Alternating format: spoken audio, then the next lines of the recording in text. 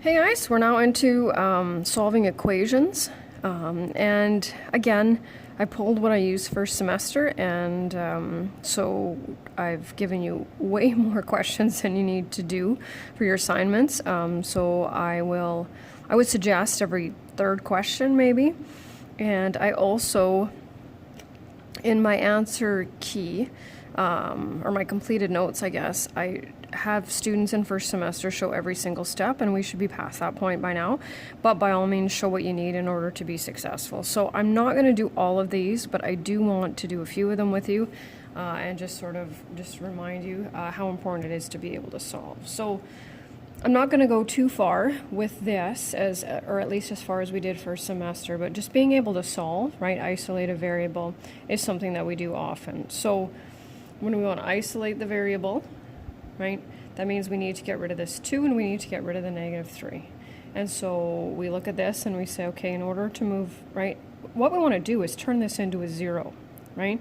And so how do we turn a negative 3, excuse me, into a 0? Well, we add 3 to it, right? So what we do to one side, we have to do to the other, otherwise it's not an equation anymore.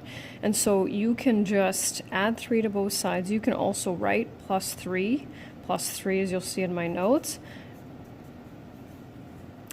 And then to get, this is the multiplication, right? 2 times x, and the opposite of that is division. I don't need to see the divide both sides by 2, but there are some occasions in Pre-Calc 20 where it's helpful to show that.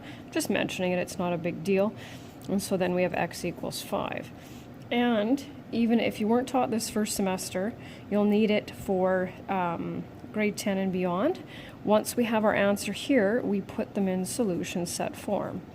And these are the solution set brackets. And the short version for that, I guess, is that in Pre-Calc 20 you will calculate things, do correct mathematics, but sometimes the answers you get here are not part of the solution. That's the easiest way to put it. So this tells us what answers work, I guess, if I can put it that way. So there we go. This one here, I'm not going to do too many with fractions, but it is important to do that. So opposite of division is multiplication, and if you want to be sneaky, because we're going to need to get rid of this too, you can also combine the 2 steps into one. So I'm going to multiply both sides by 3, and then negative a equals negative 21. Divide both sides by negative 1. I'm just showing you that that's a possibility, and always remember solution set. So I think I'm going to skip those 2, and I didn't set this up right, so bear with me. There, that's a little bit better. So I think I'll do these 2 as well. So we're going to go subtract 6 from both sides. Oh, and lo and behold, we have a fraction, which is totally fine. Solution set, and there we're good. And then this one I like to do just to kind of see what students do, just a couple of different variables, right? Constants on one side, variables on the other. Since my constants are already here, I would move those over, right? And so this one I'm just going to show the step. You do what works for you, right? So then we're left with negative 8 equals negative 3n. And variables should stay on the side that they're on. So students will sometimes go, n equals, but this should be equivalent to this, right? So we're going to divide both sides by negative 3. And here's an example of where you can see how we have a negative divided by a negative. We're going to simplify that, right? So if I put the n on this side, well, negative 8 divided by negative 3 is not n. So we should leave it on the side that it's on. And there we go. So that's kind of part 1 of 2. You'll notice in my completed notes, I have circled numbers. That's just how I mark it. Oh, the steps are in the completed notes. They're quite lengthy though. So what I think I will do, I'll just slide over here. There we go. So this is variables on both sides. So you pick, choose left or right side for your variables, and then of course your constants will go on the other side. So we'll start by subtracting 8n on both sides, and by all means, if it helps, do this. Okay, not necessary, because you can definitely do it in your head if you want. Negative 5n. I don't mind if you do 2 steps at once, you just have to be careful with the accuracy, right?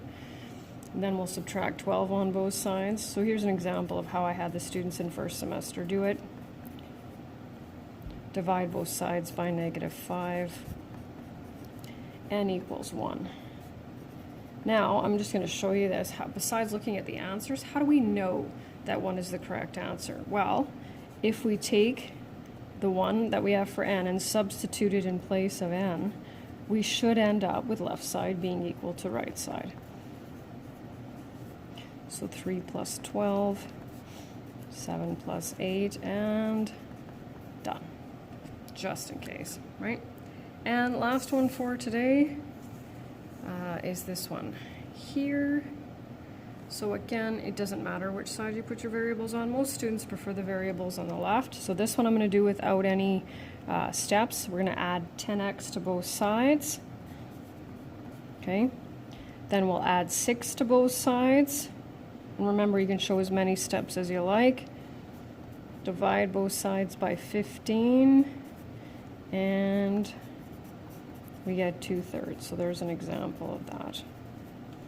And that's it.